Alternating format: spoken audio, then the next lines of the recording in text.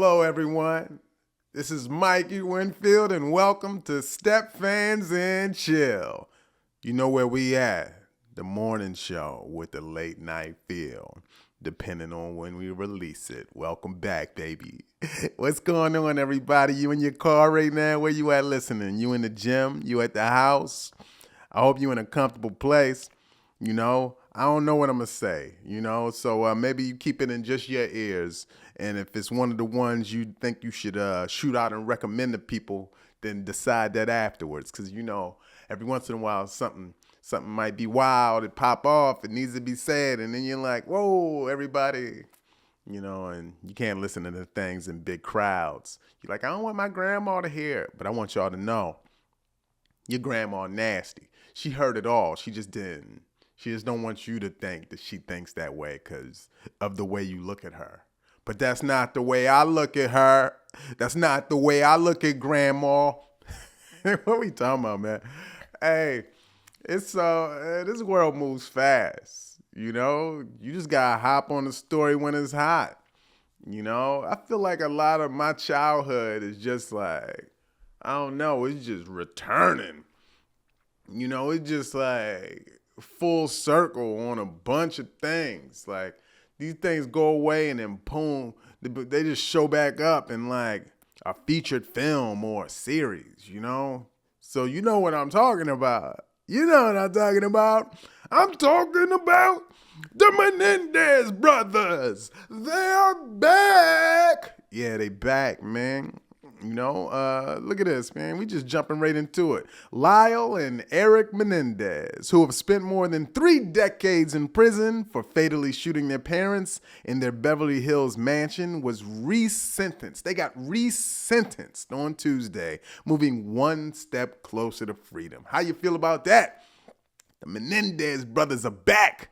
Now, they still in there, but they got a new sentence. And I think originally it was like life. And now they're like, we lessen it. I guess it pays to just do your work, man, when you're in prison, man. Read your books, be kind to people, dodge out the negativity, and then, you might get a Netflix documentary made about you, and then you can get a lesser sentence. After a day-long hearing, Los Angeles Superior Court Judge Michael Jessic reduced their sentences from life in prison without parole to 50 years to life.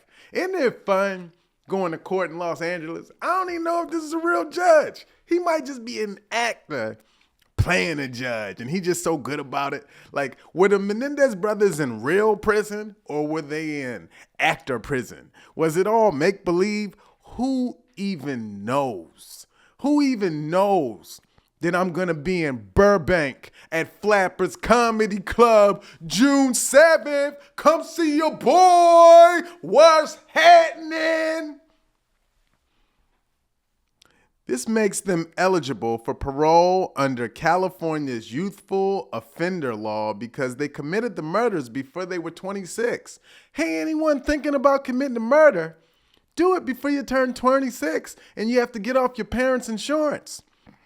What are we even talking about? The brothers were found guilty in 1996 of murdering their parents, Kitty and Jose Menedez, in 1989.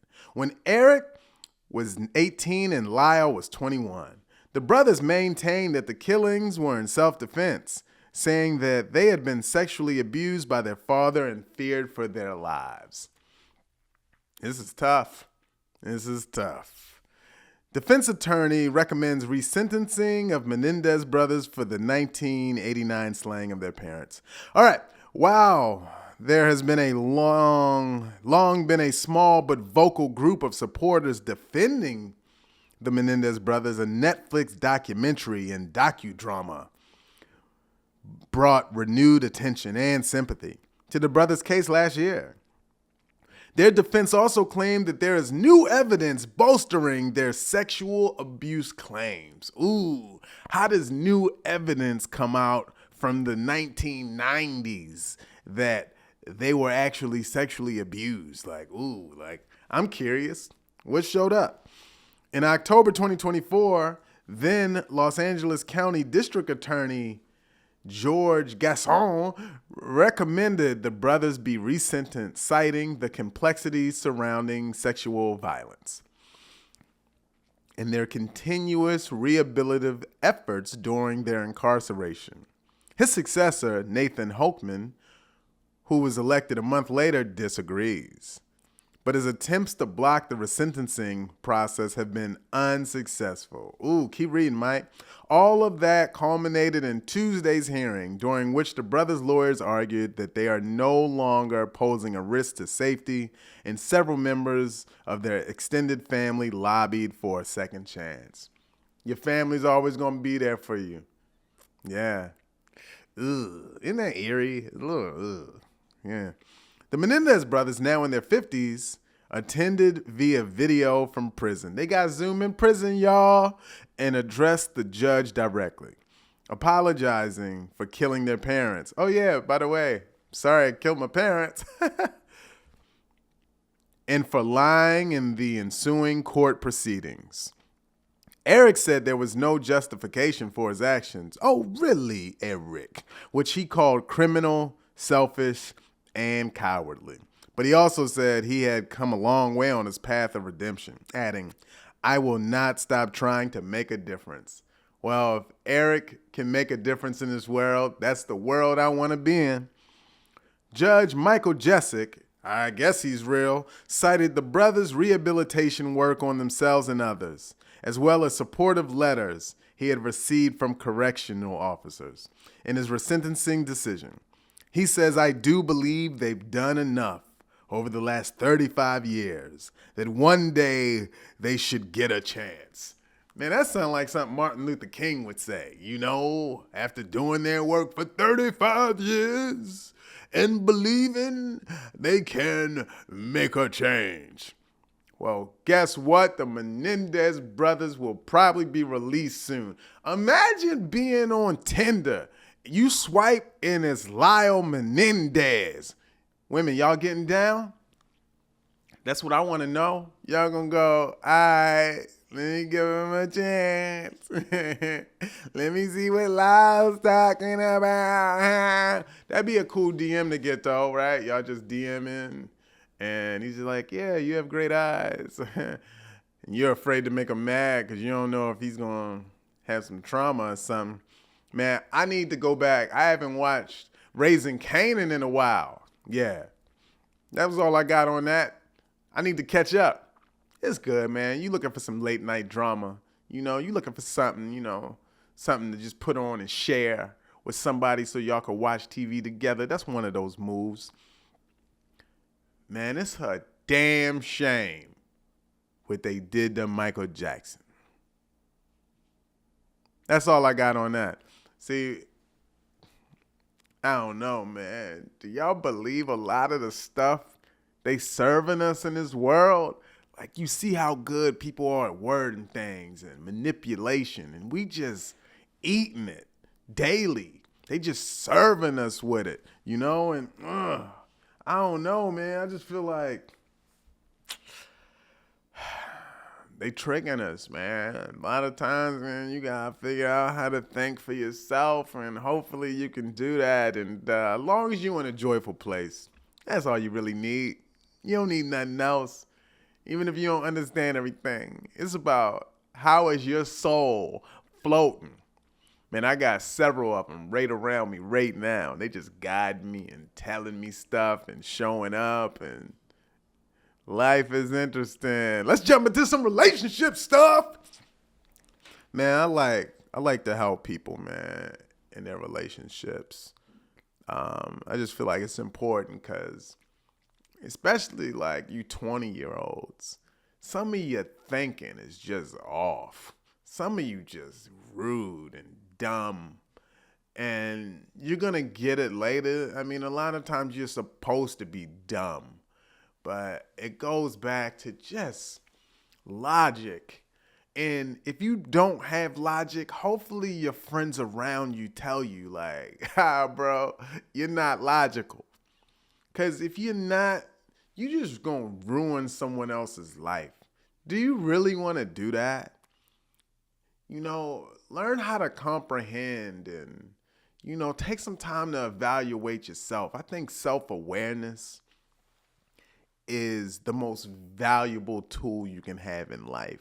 When you know your weaknesses, when you know what you are and are not capable of, that's what's going to help you advance in life. I know what I fail at. I know what I'm not good at. And often, not all times, I make an effort to grow past those things. Why don't I change everything? Because I get afraid, man. It's like parts of me I like. I'm like, it's not my, I kind of like that, and I could probably change it. And things would probably be, more advanced. It might grow in some cool direction, but it just, I don't know. Sometimes I like a little bit of that. You know what I'm saying? Ah. All right. Hey, this is a story. Says, this is a woman. She says, I think it's a woman. My fiance and I have sex around 3 times per month. Seeing that that's the first sentence, I'm going to assume that is the problem. Everybody, you need to figure that libido thing out before you fall in love. Figure out if you like it a lot or if you like it a little bit. Because there's people out there that like it a lot. And there's people out there that like it a little bit. And then that's probably going to change over 20 years. And then maybe you like it a lot more. Or maybe you like it a lot less. But maybe in the beginning, it's possible. And you should, learn that about yourselves so that you stay compatible. It's a good department to stay compatible in. There's other departments that, we don't have to both like plants. But there's other things that if you decide to have the conversations openly, you can find out that there are very important things to be compatible in. I would like to do it more, and I have expressed this often over the years. However, nothing has changed. He can't. You gonna give him some drugs? You gonna give him aphrodisiacs? I don't know. Let's just say you only having 3 times a month. That would be fun. Like, because every month now you're trying to get it to 5. And then you're trying to get it to 7. And then one day you'll have it to like 12 times. And you're like, oh my God, I got a headache. I can't keep up. This is what I think. Open it up, man. Y'all just need to just get out there and just find some different energy. Just start smashing around. And then, is that my advice? I don't know. I decided to try and be okay with it, but I am not. Tonight I made moves on my partner, but he didn't get the idea. Oh, he got the idea. He just blocked it like Mutombo. He blocked it like Rudy Gobert. And when I took something out of his hand flirtatiously, he found it irritating. Oh boy. Oh boy. Listen, people who don't want it, you don't have to be rude. Just find a way to say, I'm sorry that this is who I am and I just don't have it in me to want it as much as you do. It's not you, it's me. And if you want it more, go get it. Go out there and get it. Just be safe in the process and don't embarrass me. Don't you wish it was that easy? Well, it is. You just need more money. Not if you're a woman. I explained that I was feeling like sex, and he responded saying he wasn't feeling like it at the moment. I got upset. I imagine you did. Because you know how it is, man. When you want it, and then somebody's like, no, you just build up, and you get more violent and vicious. And then we had a big argument. I don't know what to do. I love him, and he loves me. Things just feel so difficult at times. Oh, you just need to listen to a podcast, and then that'll push it back about 90 minutes. And then you need to distract yourself with something else. And maybe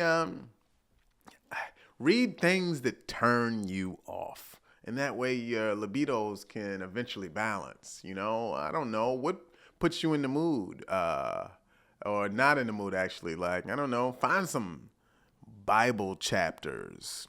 Read some stuff about the Constitution. Find ways to just get your mind off of it. Because you're not leaving a relationship. You're in love. Because love is everything. Hey. That's a damn shame what they did to Michael Jackson. Man, it's tough. It's tough, man. Decisions are being made all the time and people don't know how to handle it. And I don't think, all right, so here's the thing about therapy. Just because you win it does not mean it's the answer. You also need the right therapist. Holla at your boy. Nah, I'm not even trying to ruin your life and take on that responsibility. However, I do know a lot. Again, I'm aware of my strengths and my weaknesses. And I have helped a few of you. And I've done this pro bono. But I'm not going to do it pro bono forever. And I'm not doing it because I want some bono. I just have to protect my peace. Even though I enjoy it, I feel like that's how I give back. I feel like my soul is one of generosity. It just didn't always know how to give.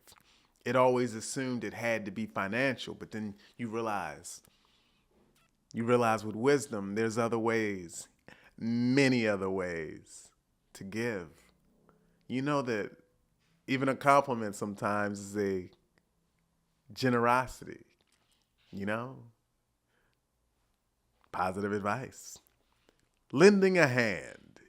There's several ways to throw more joy to the world. Out here practicing sobriety. All right, new story. Let's see.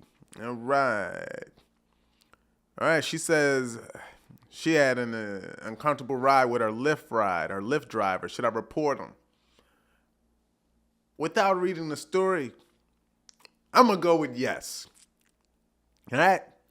If you were that uncomfortable, unless it's just car circumstances, because I've been in some raggedy rides.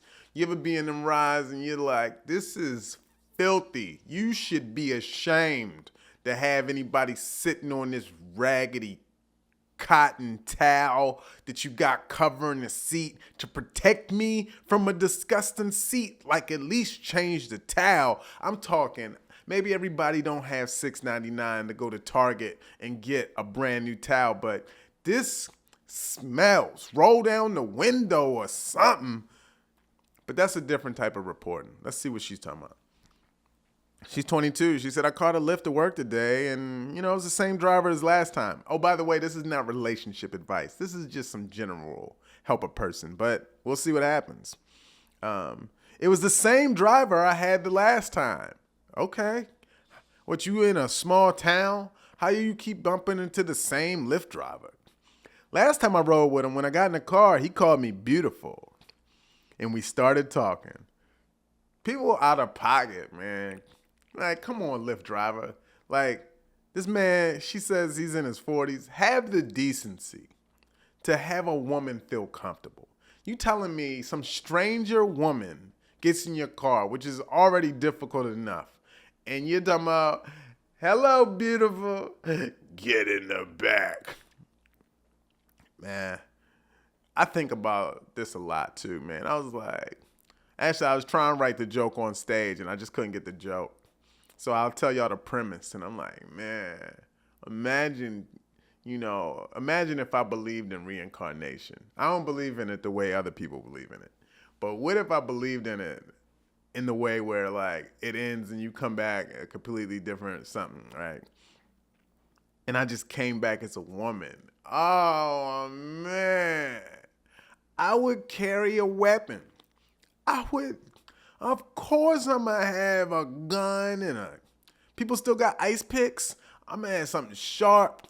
I'm going to have a little spray. Man, I'm going to look like I'm in the watch out from men army. Like, I'm going to just have a tool belt with weapons to protect me from these gruesome men.